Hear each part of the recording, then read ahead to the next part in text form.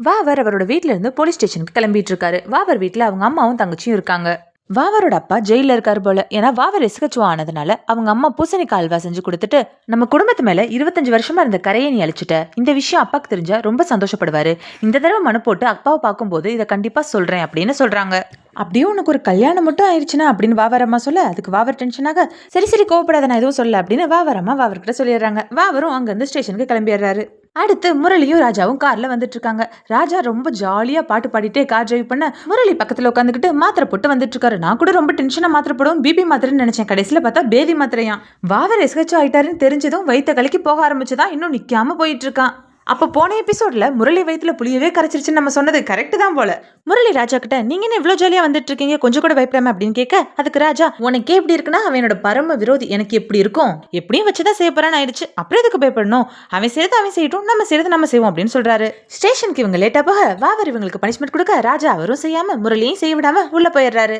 வாவர் ஸ்டேஷன்ல இருக்க எல்லா போலீஸ்கிட்டையும், இனிமே நான் சொல்றதா நீங்க எல்லாரும் கேட்கணும், law and order crime team அப்படின்னு தனித்தனி டிபார்ட்மெண்ட்லாம் எதுவும் கிடையாது, நான் யாருக்கு என்ன கேஸ் கொடுக்குறேனோ அது அவங்க தான் செஞ்சாகணும், யாரும் லஞ்சம் வாங்க கூடாது. இன்னும் 6 மாசத்துல நம்ம ஸ்டேஷனுக்கு சென்ட்ரல் கவர்மெண்ட்ல இருந்து ஆடிட் வருவாங்க, அப்ப நம்ம ஸ்டேஷன் தான் நம்பர் 1 ஸ்டேஷன் அப்படின்னு பேர் வாங்கணும் அப்படின்னு வாவர் அடுத்தடுத்த ரூல்ஸா போட்டுட்டு இருக்க, ராஜா அங்க வந்து, சார் நீங்க வெறும் டெம்பரரி எஸ்ஹெச்ஓ தான், பெர்மனன்ட் எஸ்ஹெச்ஓ நினைச்சிட்டு இருக்காதீங்க அப்படின்னு சொல்றாரு. அதுக்கு வாவர், டெம்பரரி எஸ்ஹெச்ஓக்கு பெர்மனன்ட் எஸ்ஹெச்ஓக்கான அதிகாரம் இருக்குன்னு சுப்ரீம் கோர்ட்டே ஜட்மெண்ட் கொடுத்திருக்குன்னு சொல்லி ஜட்மெண்ட் காப்பியை காட்ட, ராஜா இது என்ன கோர்ட் ரூமா இல்ல போலீஸ் ஸ்டேஷனா அப்படின்னு கேட்டுட்டு அவர் உள்ள போயிட்டு முரளியும் உள்ள கூப்பிட்டுறாரு. வாவர் ஜீவாவை கூப்பிட்டு, 20 வருஷமா சால்வ் பண்ணாத கேஸ் நீ தான் சால்வ் பண்ணணும் அப்படின்னு சொல்ல, ஜீவா என்ன கேஸ்ன்னு கூட கேட்காம வித்தின் 24 ஹவர்ஸ்ல சால்வ் பண்ணி முடிச்சிடுறேன் சார் அப்படின்னு சொல்ல, டேய் என்ன கேஸ் கேட்காம எப்படா சால்வ் பண்ணுவேன் அப்படின்னு வாவர் கேட்டுட்டு, 24 மணி நேரத்துல சால்வ் பண்ண முடிஞ்சா நாங்க 20 வருஷமா சால்வ் பண்ணாம இருக்கோம் அப்படின்னு கேக்குறாரு. அப்புறம் வாவர் ஜீவா கிட்ட கேஸ் ஃபைல கொடுத்துட்டு, கங்கான ஒரு பசுமாடு 20 வருஷமா காணாம போய் கண்டுபிடி அப்படின்னு சொல்லி அனுப்பிச்சு வைக்கிறாரு. ஸ்வன்சி முரளி கிட்ட, உன்னை ராஜா சாரையும் வாவர் சார் கூப்பிட்டாரு அப்படின்னு சொல்றாங்க. முரளி போய் ராஜாவை கூப்பிட, ராஜா கேம் விளையாண்டுக்கிட்டே, அதெல்லாம் நான் வர முடியாது, ஏதாவது மொக்க கேஸ் கொடுப்பா, நீயே போய் வாங்கிட்டு வா அப்படின்னு சொல்லி அனுப்பிச்சு வைக்கிறாரு. வாவர் முரளி கிட்ட கேஸ் ஃபைல கொடுத்துட்டு, உனக்கு 10 நாள் தான் டைம், அதுக்குள்ள இந்த கேஸை நீ சால்வ் பண்ணணும், இல்லனா ஃபர்ஸ்ட் ஆக்ஷன் உன் மேல தான் எடுப்பேன் அப்படின்னு சொல்றாரு. முரளி ஃபைல ஓபன் பண்ணி பார்க்க, அதுல 2 கிழிஞ்ச துண்டு பேப்பர் தான் இருக்கு. முரளி வாவர் கிட்ட, சார் கேஸ் ஷீட் அப்படின்னு கேட்க, வாவர் அதெல்லாம் 20 வருஷம் ஆனனால எதுவும் இல்ல, இவ்வளவுதான் மிச்சம், போய் கண்டுபிடி அப்படின்னு சொல்லி அனுப்பிச்சு வைக்கிறாரு. முரளி வெளியே வர, அப்ப கவிஞன் முரளி கிட்ட என்ன கேஸ் உனக்கு அப்படின்னு கேட்க, முரளி அந்த ஃபைல காட்டுறாரு. அந்த கேஸ் ஃபைல பார்த்துட்டு கவிஞன் முரளிக்கு அந்த கேஸை எக்ஸ்பிளைன் பண்றாரு. இது யாரோட கேஸ் தெரியுமா, நீ வெளியே பார்த்தில அந்த சாமியாரோட கேஸ் தான் இது. 20 வருஷத்துக்கு முன்னாடி அவரோட ஒய்ஃப் டெலிவரி அன்னைக்கு அவரோட ஒய்ஃபையும் குழந்தையும் கொண்டுட்டாங்க, அதுல இருந்து தான் மனுஷன் இப்படி பித்து பிடிச்ச மாதிரி ஆயிட்டாரு. 20 வருஷமா எல்லாரும் ட்ரை பண்ணாங்க, ஆனா யாரு கொலை பண்ணாங்கன்னு கண்டுபிடிக்க முடியல, இது அந்த கேஸ் தான் அப்படின்னு சொல்றாரு. வாவர் ஸ்வன்சி கிட்ட, ஜீவா கிட்ட ஒரு கேஸ் கொடுத்திருக்கேன், அதுக்கு நீங்க ப்ராப்பரா கைட் பண்ணி கேஸ் சீக்கிரமா க்ளோஸ் பண்ணுங்க அப்படின்னு சொல்றாரு. முரளி ராஜா கிட்ட, சார் அந்த சாமியார் கேஸ் தான் சார் நம்ம கொடுத்துருக்காரு அப்படின்னு சொல்ல, ராஜா இது வரைக்கும் விசாரிச்சவங்க எல்லாருமே இந்த சாமியார் கிட்ட இருந்து தான் விசாரிச்சாங்க, அதனாலதான் எதையும் கண்டுபிடிக்க முடியல, நம்ம இந்த தடவை அவர் ஒய்ஃப்க்கு டெலிவரியான ஹாஸ்பிட்டல்ல இருந்து விசாரணை ஆரம்பிப்போம், முடிக்கவே முடியாதுன்னு தானே வாவர் இந்த கேஸை நம்ம தலையில கட்டியிருக்கான், இதை முடிச்சு காட்டி வாவருக்கு பல்ப் கொடுப்போம் அப்படின்னு சொல்றாரு.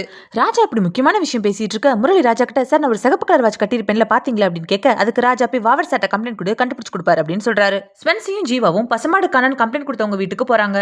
அவரு, சார் இது நாங்க 3 தலைமுறையா வளர்க்குற பசு சார் அப்படின்னு சொல்லிட்டு, இது எங்க தாத்தா, இது அவர் வளர்த்த பசு லட்சுமி, இது எங்க அப்பா, இது அவர் வளர்த்த பசு சரஸ்வதி, இது நான் வளர்த்த பசு கங்கா அப்படின்னு சொல்லி போட்டோவை காட்டுறாரு.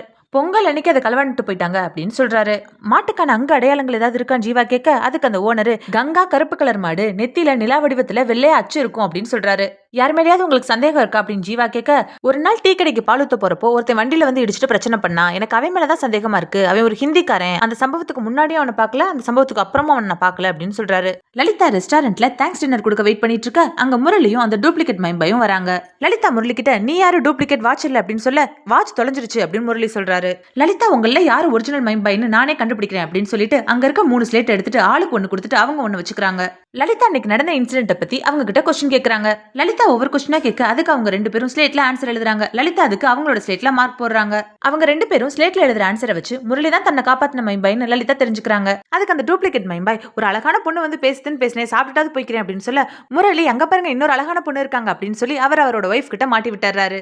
அந்த டூப்ளிகேட் மைம்பாய் அங்கிருந்து போனதும் லலிதா முரளி கிட்ட, ஏன்டா நீ தான் என்ன காப்பாத்தினவேன்னு சொல்லல அப்படின்னு சொல்லி கேட்க, அதுக்கு முரளி, என் ஆச்சி என்ன எப்ப பார்த்தாலும் திட்டிக்கிட்டே தான் இருக்கும், ஆனா அந்த திட்டுல ஒரு பாசம் இருக்கும், நீயும் நானும் ஆரம்பத்துல இருந்தே சண்டை போட்டுக்கிட்டு தான் இருந்தோம், நீ என் கூட சண்டை போறப்பலாம் எனக்கு என் ஆச்சி சண்டை போற மாதிரியே தான் இருந்துச்சு, அந்த சண்டை எப்பவும் வேணும்னு நினைச்சேன், அதனாலதான் சொல்லல அப்படின்னு சொல்றாரு. அதுக்கு லலிதா, சரி இப்ப என்ன சண்டை போடலாம் அப்படின்னு சொல்லி கேட்க, அதுக்கு முரளி, என்ன சண்டை போடலாங்கிறத பத்தி சண்டை போடலாமா அப்படின்னு கேக்குறாரு.